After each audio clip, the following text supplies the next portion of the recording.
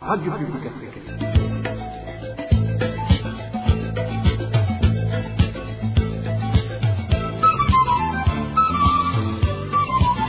Radio Publique Africaine.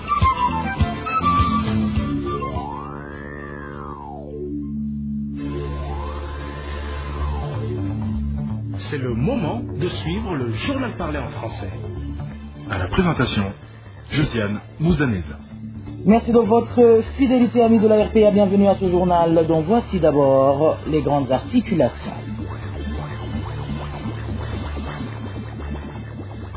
Le HCR dit être en train de tout faire pour que les Burundais réfugiés dans les camps de Mulongwe et Lusenda en RDC bénéficient à nouveau d'une aide alimentaire. Cette ONG onusienne dit également qu'elle prévoit épauler les réfugiés ainsi des activités génératrices de revenus afin de les encourager à être autonomes.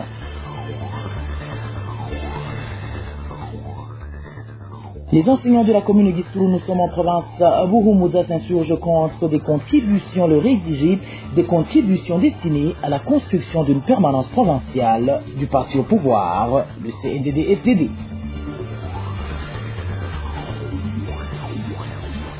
Dans la deuxième partie de ce journal, vous suivrez comme tous les mercredis le mini-magazine au cœur de la société.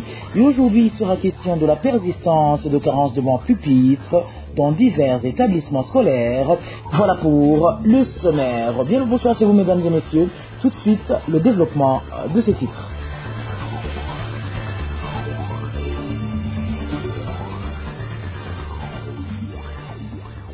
Bonsoir. Les violences et actes de persécution visant les réfugiés burundais installés dans les camps tanzaniens connaissent ces derniers temps une recrudescence particulièrement préoccupante. Dans la nuit du 24 mars 2026 au camp d'Onduta, plusieurs réfugiés ont été pris pour cible lors d'attaques violentes.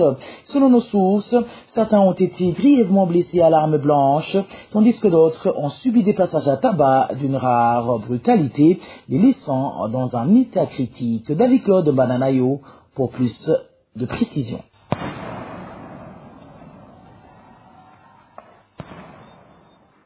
Nous sommes dans le camp des réfugiés burundais d'Onduta en République Nido-Tanzanie où la nuit de ce mardi 24 mars 2026 a été marquée par de graves violences à l'encontre de ces réfugiés. Selon des sources sur place, les incidents ont été déclenchés par des individus tanzaniens appartenant à la communauté des Baha venus initialement pour piller les biens de ces réfugiés. Face à la résistance de ces derniers, ces Baha ont sollicité l'intervention de groupes de jeunes communément appelés Wanamugambo, régulièrement cités dans des actes d'intimidation ainsi que celles de forces de police tanzaniennes. Ces dernières ont alors mené une opération violente contre les réfugiés, faisant usage d'armes à feu, de gaz lacrymogènes, de matraques et d'armes blanches, notamment des couteaux.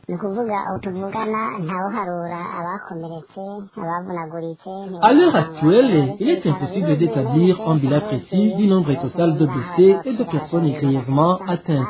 Les structures sanitaires sont débordées, notamment celles soutenues par Médecins sans frontières ou affluant de nombreuses victimes présentant des blessures graves. Plusieurs d'entre elles risquent de garder des séquelles irréversibles pouvant conduire à des handicaps permanents. Des tirs ont été effectués contre des personnes qui s'étaient réfugiées dans une zone de départ. Des gaz lacrymogènes qui ont également été utilisés, affectant aussi bien les enfants que les adultes, dont certains présentent des graves atteintes oculaires.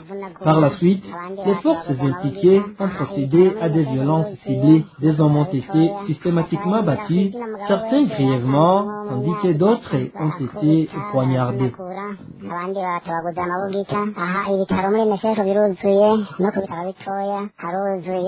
Environ une centaine de réfugiés burundais regroupés dans un site de transit en vue de leur rapatriement vers le Burundi ont été pris pour cible. Au moins 6 d'entre eux se trouveraient dans un état critique. Plusieurs blessés présentent des lésions graves, notamment de plaies par arme blanche. Parmi eux figure une femme atteinte à la jambe selon les mêmes sources. Les réfugiés burundais lancent un appel pressant à la communauté internationale ainsi qu'au commissariat des Nations Unies pour les réfugiés afin qu'ils interviennent pour mettre un terme à ces exactions. Rappelons que ces violences à leur encontre sur le territoire tanzanien s'inscrivent dans la durée, les exposant à une insécurité permanente. Par ailleurs, ils dénoncent la destruction de leurs habitations ainsi que les restrictions alimentaires imposées à ceux qui refusent de s'enregistrer en vue d'un rapatriement forcé vers le Burundi, une situation qui contribue à la dégradation continue de leurs conditions de vie.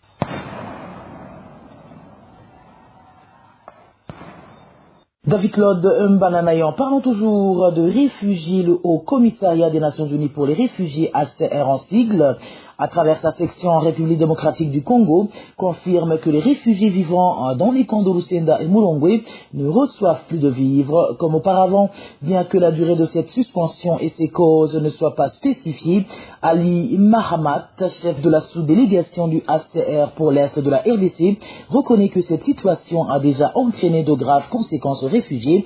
Il indique que des démarches ont été entreprises depuis un certain temps auprès des partenaires afin que cette aide alimentaire soit rétablie avant qu'il n'y ait une crise humanitaire grave. Le HCR prévoit également de soutenir les réfugiés dans des activités génératrices de revenus pour qu'ils puissent à terme compléter l'aide reçue ou en cas d'interruption de celle-ci, éviter de retomber dans la précarité actuelle. Écoutez Ali Mahamat, chef de la sous-délégation du HCR pour l'Est de la République démocratique du Congo.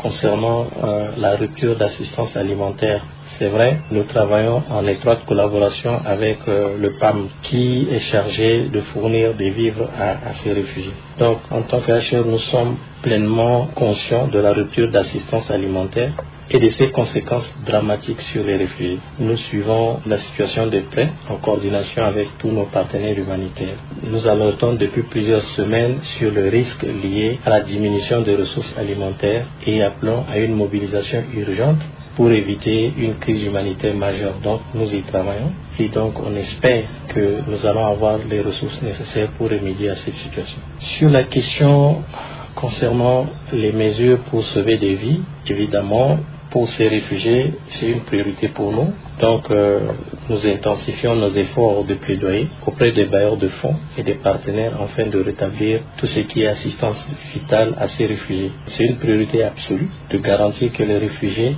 aient accès à la nourriture, à l'eau et à l'abri et toute autre assistance vitale. Au-delà de l'assistance humanitaire immédiate, nous soutenons activement des initiatives d'autonomisation des réfugiés parce que vous savez que ça fait un certain nombre d'années que ces réfugiés sont ici et ils ne peuvent pas continuer à être dépendants de l'aide humanitaire. Donc nous nous efforçons à les rendre autonomes en travaillant en étroite collaboration avec eux, bien sûr. Donc dans cette perspective, nous envisageons de développer des projets agricoles, le projet de l'élevage, des activités génératrices de revenus, et enfin tout ce qui concerne la résilience de ces réfugiés en pareilles circonstances. Donc ces programmes permettent aux réfugiés de développer des compétences, de produire une partie de leur alimentation, de générer des revenus, contribuant ainsi à réduire leur dépendance et à préserver leur dignité. Nous travaillons avec les agences spécialisées pour trouver une solution dans ce sens. Concernant les difficultés que rencontrent les réfugiés des camps de Lusenda et de Mulongwe dans l'accès aux soins de santé et à l'éducation pour leurs enfants, le HCR reconnaît également que l'assistance dans ces secteurs n'est pas donnée comme il se devait à cause du manque de moyens et de l'insécurité dans la région. Ali Mahamat explique que le HCR leur apporte l'aide possible dans le contexte actuel et précise que l'organisation s'efforce de trouver des solutions pour que tous les enfants puissent reprendre le chemin de l'école et que les malades soient soignés et disposent de médicaments qui sont en rupture actuellement. En ce qui concerne la scolarisation et l'accès aux soins, oui, évidemment, malgré la réduction de ressources, nous avons quand même maintenu notre appui à la santé et à l'éducation des réfugiés qui sont dans les camps. Donc les réfugiés sont intégrés dans la stratégie nationale d'éducation et bénéficient même des mêmes avantages que les nationaux, notamment la gratuité au niveau de l'école primaire. Les contraintes budgétaires ont toutefois entraîné des grèves et une déperdition scolaire. Ça, nous le notons. Nous plaidons pour l'affectation d'enseignants mécanisés, comme on le dit ici, afin de renforcer l'inclusion des réfugiés dans les réponses éducatives nationales. Donc, en matière de santé, nous collaborons avec des partenaires médicaux nous avons maintenu la réponse de façon coordonnée dans la zone de santé malgré la crise financière, les problèmes financiers que nous avons. C'est vrai qu'il a été signalé des ruptures de médicaments et l'insécurité. Mais nous, avec nos ONG partenaires ainsi que certaines agences sœurs et également les structures de santé de l'État qui travaillent dans la zone, nous sommes en coordination, nous travaillons en coordination pour assurer ces services-là. Donc les autorités nationales et provinciales sont également impliquées. Donc nous nous efforçons, malgré les contraintes budgétaires, à assurer le minimum en termes d'accès aux soins de santé et aussi à l'éducation pour ce groupe-là. Ces déclarations du HCR font suite aux cris d'alarme lancés par les réfugiés des camps de Murongwe et Lusenda, menacés par la faim. Depuis plus d'un an, ils n'ont reçu qu'une seule fois une aide alimentaire couvrant un mois. De nombreux enfants ne vont plus à l'école faute de moyens. L'organisation qui prenait en charge leurs frais de scolarité ayant suspendu ce soutien. Quant aux soins de santé, les réfugiés disent vivre depuis plusieurs mois sans médicaments. Une courte pause et nous parlons société. Plus de 2000 personnes ont été touchées par des catastrophes liées au changement climatique dans différentes provinces du Burundi. Parmi elles, plus de 400 ont été déplacées et ont actuellement besoin d'une aide urgente, selon du moins le rapport que l'Organisation internationale des migrations, OIM en sigle, a sorti au cours de ce mois de mars 2026. Walter Pizera pour plus de détails. Au total, le nombre de personnes touchées par le changement climatique s'élève à 2907. Outre le fait que beaucoup d'entre elles ont perdu leur logement et leurs biens ont été détruits, environ 406 personnes ont abandonné leur domicile et se sont déplacées ailleurs, faute de logement. Comme l'indique le rapport de l'Organisation internationale pour les migrations OIM, publié le 24 mars 2026, les femmes enceintes et allaitantes, les jeunes enfants, les personnes atteintes des maladies chroniques et les personnes âgées figurent parmi les groupes les plus touchés par le changement climatique et ont besoin urgent d'aide. Par ailleurs, des provinces comme Buhumuza, Gitega, Bujumbura ont été durement touchées par le changement climatique, certaines connaissant auparavant de fortes pluies accompagnées de grêles. Selon l'OIM, ces pluies ont également provoqué la perte de logements pour de nombreuses familles. Les communes les plus touchées, selon l'OIM, sont Muramvya, Changuzo, Rumongue et Manda. Outre les maisons détruites, l'OIM signale également que des bâtiments publics n'ont pas été épargnés, notamment des églises, des écoles et des bâtiments municipaux, sans parler de plusieurs fermes gravement endommagées, voire détruites, ce qui a même mis en danger plusieurs familles qui peinent actuellement à trouver la nourriture. C'est la première raison pour laquelle l'OIM affirme qu'une aide urgente est nécessaire pour ces familles touchées par ces catastrophes afin de les aider à reconstruire et à continuer à vivre même si c'est difficile. Walter Kwizera, en page santé, donner un traitement préventif aux personnes qui habitent avec une personne atteinte de la tuberculose fait partie des 3 moyens pouvant limiter la propagation de cette maladie.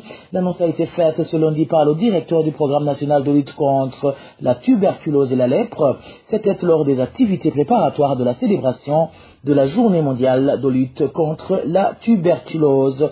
Dr Jocelyne Sanzelugeze fait savoir que ce traitement préventif est a priori donné aux enfants, aux personnes âgées ainsi qu'aux gens souffrant d'autres maladies. Suivez. Donc, pour se protéger, il y a d'abord la protection primaire, mais aussi il y a d'autres processus secondaires. La population peut faire d'une manière générale pour se prévenir des maladies à contamination par voie aérienne. C'est l'hygiène de la toux. Il y a toute une pratique concernant l'hygiène de la toux, ne pas tousser à l'air ambiant, à envoyer les particules dans l'aérosol, et donc utiliser les moyens pour freiner la toux, d'envoyer des gouttelettes dans l'air, c'est tousser dans le coude ou porter le masque, surtout pour ceux qui toussent, pour ne pas envoyer les gouttelettes de salive très loin qui peuvent donc se balader dans l'aérosol et contaminer les autres. Et aussi, il y a d'autres façons de prévention, c'est le vaccin. Il y a le vaccin le BCG qui admissait chez les nouveau-nés. Donc il y a aussi de l'innovation. Le Burundi n'est pas encore là, mais d'autres pays commencent à implémenter ce vaccin, qui est le vaccin contre le BCG pour les enfants âgés de 5 à 13 ans. Il y a aussi une chimioprophylaxie, donc des médicaments qui aident à ce que les sujets qui ont été en contact avec une personne atteinte de tuberculose bacillifère n'atteignent pas l'épisode de maladie. Donc, après l'élimination de la tuberculose évolutive, au niveau des formations sanitaires, ils savent comment trier ceux qui peuvent bénéficier de cette chimioprophylaxie. Les médicaments sont déjà dans les innovations au niveau du Burundi, sont en train d'être administrés au niveau des formations sanitaires pour prévenir que ceux qui ont été en contact avec les malades bacillifères puissent arriver à stade de maladie. L'autre moyen de prévention, qui concerne beaucoup plus le malade lui-même. D'abord, le malade lui-même, il doit donc consulter à temps, ne pas attendre que la maladie s'aggrave pour consulter. Ça, on ne fait pas la prévention de la maladie, mais on fait la prévention d'une mort qui pourrait provenir de non-traitement, mais aussi on prévient les séquelles. Au Burundi, cette journée mondiale de lutte contre la tuberculose a été célébrée ce mardi en province de Bujumbura sous le thème « Oui, nous pouvons mettre fin à la tuberculose ». Dr Emmanuel Nizigimana, qui a représenté la ministre de la Santé, a annoncé que le nombre de personnes atteintes de la tuberculose a sensiblement augmenté ces 2 dernières années. Gouvernance à présent, l'exigence gouvernementale imposant à tout Burundais possédant une parcelle ou une maison de s'acquitter des frais liés à la conversion de son titre foncier en un titre foncier sécurisé avant le 30 avril 2026 continue de susciter des critiques de la part de diverses organisations et groupes de Burundi. Au sein de l'organisation Parsem, on estime que cette mesure aurait dû être assortie d'un délai raisonnable afin de permettre aux citoyens d'être correctement informés. L'organisation souligne également que les services chargés de la gestion foncière devraient d'abord se réorganiser pour être à mesure de mettre en œuvre une telle réforme. Suivez Faustin Dikumana, il est le président de la Parsem. Parsem, d'abord, confie son inquiétude. D'abord, il rappelle l'importance du droit de propriété. Le droit de propriété de détention d'une parcelle est très fondamental dans la vie d'une personne, est très fondamental dans la conservation. Ça s'appelle la richesse. C'est la prise de part de la richesse que peut détenir une personne. Donc, voilà, il faut moderniser le processus de conservation des titres fonciers, au sein de services de titres fonciers. Bon, en soi, ce n'est pas une mauvaise chose, mais il faut y aller prudemment. D'abord, l'inquiétude, c'est par rapport au délai très court, 30 avril.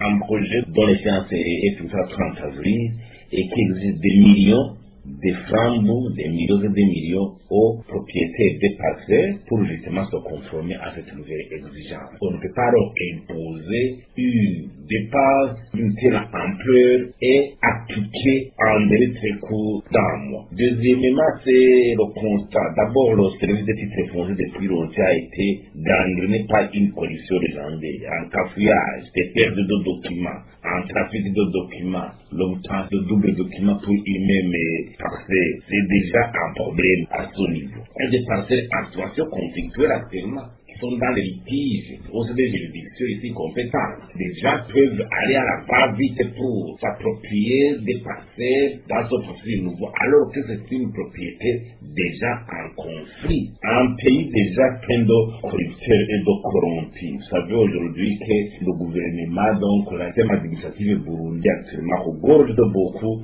de voleurs qui vraiment enfreignent à la loi à chaque fois qu'un projet, quelques salvateurs soit-ils, est initié. Donc, il y a un lien sur par rapport au comportement des grandes parties des fonctionnaires. Le temps, on doit chercher un mandataire de confiance. On dit qu'on doit chercher un mandataire pour se faire représenter si on est indisponibles. Autant chercher un mandataire de confiance. Quelques personnes sont, par exemple, en voyage, en mission à l'étranger, résident à l'étranger, sont prêtés à ce processus, s'étendrait extrêmement court. Donc, il faut y aller précisément pour qu'il n'y ait pas de conséquences incalculables dans une société déjà tendue par rapport aux problèmes liés à la gestion des propriétés foncières. Et aussi, vous savez que dans la culture burundaise, la propriété foncière, c'est quelque chose de très très précieux. Selon Faustin Ndikumana, la structure même du secteur foncier nécessite d'être réformée et ses nombreuses difficultés résolues avant d'imposer aux citoyens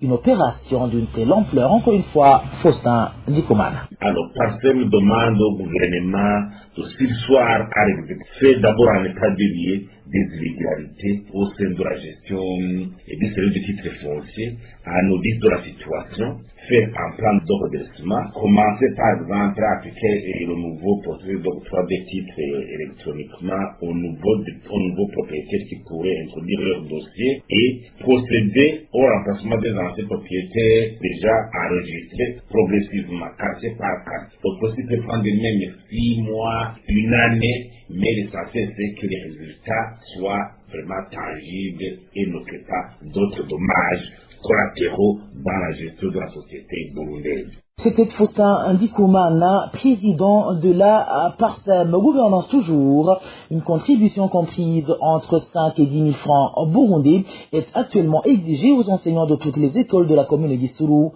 dans la province Buhumuza. Selon les informations recueillies, cette somme est destinée à la construction d'un bâtiment appartenant au parti CNDD-FDD dans cette province. Et les enseignants dénoncent une forme d'extorsion, d'autant plus qu'aucune preuve de paiement ne leur est délivrée. Balthazar Miburo témoigne de la situation. Certains enseignants de la commune de Gisuru, dans la province de Buhumuza, ayant requis l'anonymat, ont confié à la RPA qu'ils vivent dans la paix à raison de contributions financières qui leur sont imposées pour la construction des sièges du parti CNDD-FDD. Selon l'un de ces enseignants, chaque enseignant est contraint de verser une somme de 5 000 francs burundais, tandis que les directeurs d'établissement doivent payer 10 000 francs burundais. Ces contributions seraient destinées à financer la construction de la permanence du parti CNDD-FDD. Il est indiqué que les enseignants de niveau de 6 versent une contribution de 4 000 francs burundais, ceux de niveau de 7 paient 5 000 francs burundais, tandis que les directeurs d'établissement sont tenus de verser à partir de 10 000 francs burundais, voire davantage selon les catégories. Il est précisé que ces fonds sont destinés à la construction de la permanence du parti CNDD-FDD au niveau national. Ce qui inquiète particulièrement ces enseignants, c'est que les directeurs des écoles menacent de sanctions administratives, notamment des mutations disciplinaires en cas de non-paiement. Ils s'interrogent sur la légitimité de telles mesures, estimant n'avoir commis aucune faute. Par ailleurs, ils affirment que ces contributions sont exigées école par école de manière systématique. Nous effectuons ces paiements chaque 3 mois sans exception. Habituellement, nous sommes en train de régler les montants dus pour la période allant de janvier à mars. Cependant, lorsque nous avons tenté de suspendre ces paiements, il nous a été signifié que nous risquions d'être limités.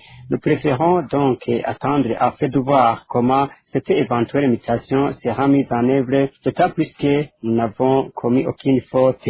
Les enseignants dénoncent ce qu'ils considèrent comme une forme d'extorsion, d'autant plus que les fonds sont remis au directeur d'école sans qu'aucun récit ne soit délivré. Ils déplorent également que ces prélèvements concernent l'ensemble du personnel du secteur éducatif dans la commune, y compris ceux qui ne sont pas membres du parti CNDD-FDD. Ils demandent ainsi la cessation de ces pratiques consistant à imposer régulièrement des contributions financières et matérielles à la population. La rédaction de la RPA a tenté de joindre Misago Blaise Pascal, directeur provincial de l'enseignement à Buhumuza, afin d'obtenir sa réaction sur ces allégations, mais ça suffit. RPA.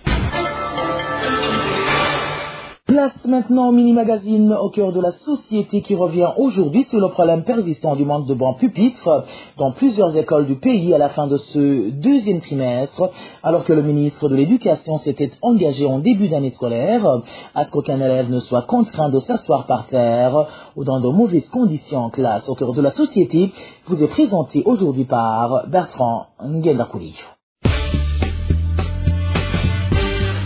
Au cœur de la société. Au cœur de la société est une émission préparée en synergie par les radios Inzamba Agatekakawe, Radio RPA Idouya Onyagihugu, ainsi que la radio-télévision Renaissance. Garantir à chaque élève des conditions d'apprentissage dignes, c'est l'objectif affiché par les autorités burundaises à travers la politique du zéro enfant mal assis, une promesse forte portée au plus haut niveau et qui devrait transformer le quotidien des élèves dans les salles de classe. Mais plusieurs mois après son lancement, quelle est la réalité sur le terrain? Que disent les acteurs de l'éducation face aux défis persistants? Les réponses à toutes ces questions, c'est dans son magazine Au cœur de la société de ce mercredi 25 mars 2026. À la présentation, Bertrand Nguendakouli, bienvenue. L'année scolaire 2025-2026 devrait se terminer sans aucun élève mal assis en classe. C'est l'engagement pris par le ministre de l'Éducation nationale, François Habyarimana, le 17 juillet 2025 à Gitega, devant les administrateurs communaux, les responsables de l'éducation dans les provinces et communes du pays. On l'écoute. Le mwaka 2025-2026 nous dédions cette année 2025-2026 à la campagne Zéro enfant mal assis en classe. Je pense que vous l'avez bien compris. À la fin de cette année, on ne veut plus voir un enfant assis par terre ou mal assis en classe. Nous, de notre côté, nous sommes à l'œuvre et vous, comme responsables de l'éducation dans les communes, en collaboration avec les administrateurs et les gouverneurs, vous devez savoir que cette question est la vôtre.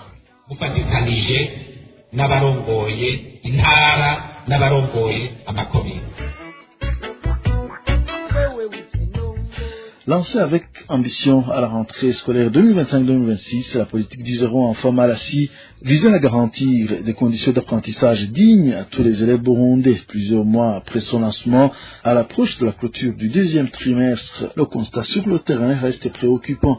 Dans certaines écoles, des élèves continuent de s'asseoir à 4 sur un bas pupitre conçu pour 2. Les précisions avec Révérien Wazikamwe. Dans de nombreuses écoles, tant en milieu rural qu'urbain, les élèves continuent de faire face à un manque criant de bas pupitres.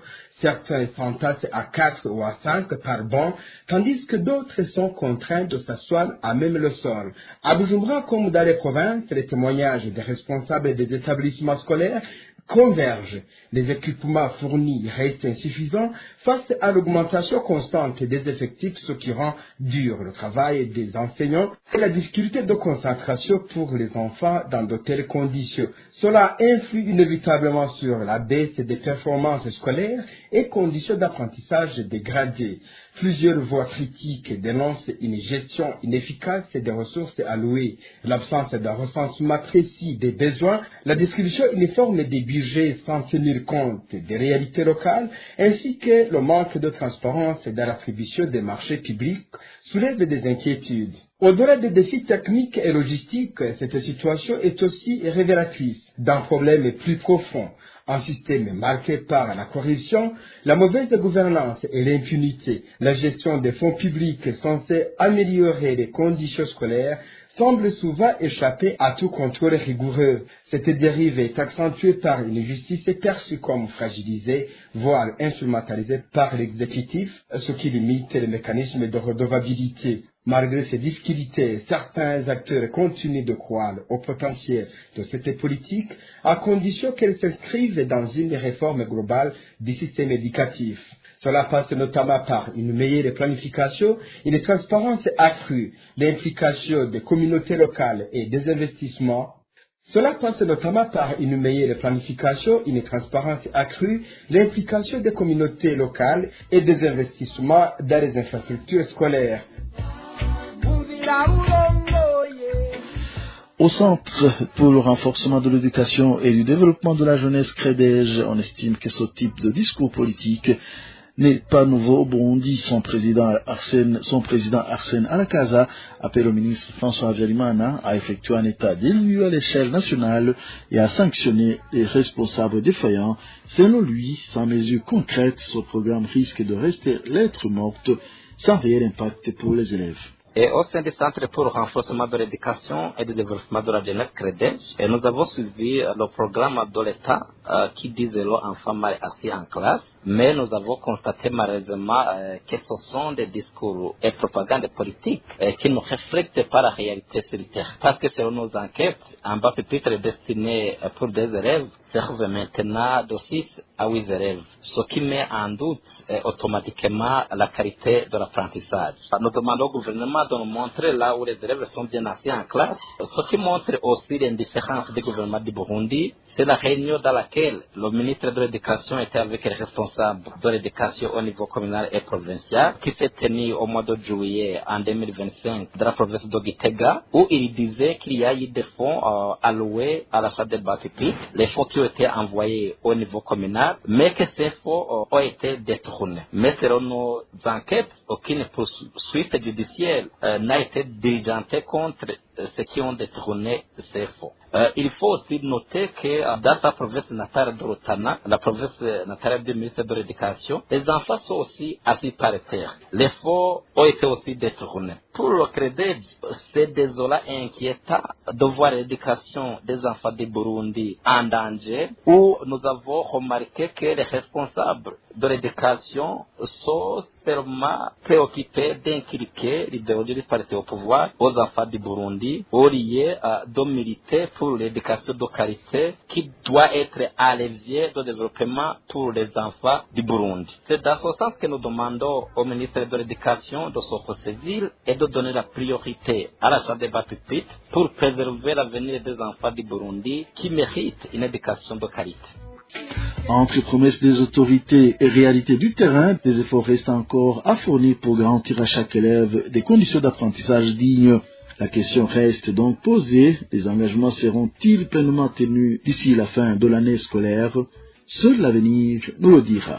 Et voilà, c'est sur cette note que nous terminons notre magazine au cœur de la société d'aujourd'hui.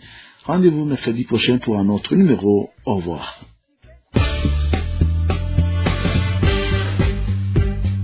C'était l'émission Au cœur de la société.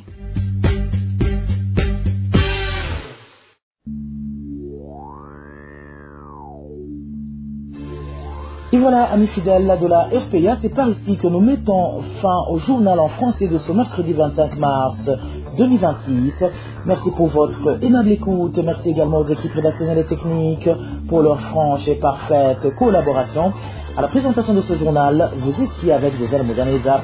Bonne soirée chez vous. Au revoir.